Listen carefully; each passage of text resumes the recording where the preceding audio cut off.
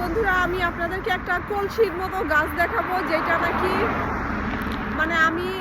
মানে ওরা কিন্তু যেইভাবে গাছটাকে গঠন করতে চায় সেভাবেই ওরা করতে পারে। কেন এখানে গাছগুলি যখন শীত আসে তখন গাছগুলি যখন কাইটা দেয় তারপরে কিন্তু আবার নতুন করে গাছের পাতাগুলি গজায়। তো ওরা যেরকম চায় সেরকমভাবেই আসলে গাছগুলি ডালাপালাগুলি ওরা ওইভাবেই গ্রো করতে পারে। তো আমি আপনাদেরকে একটা কলসির মতো গাছ দেখাই।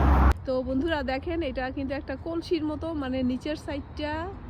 নিচের সাইডটা মোটা করছে আর উপরের সাইডে দেখেন চোখা করে নিয়ে গেছে।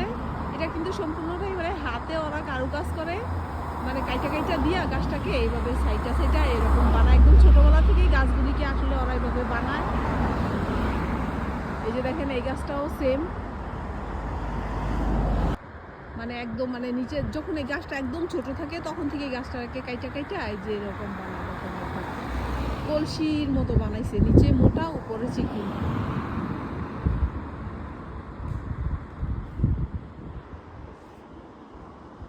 এই তো দারুণ না?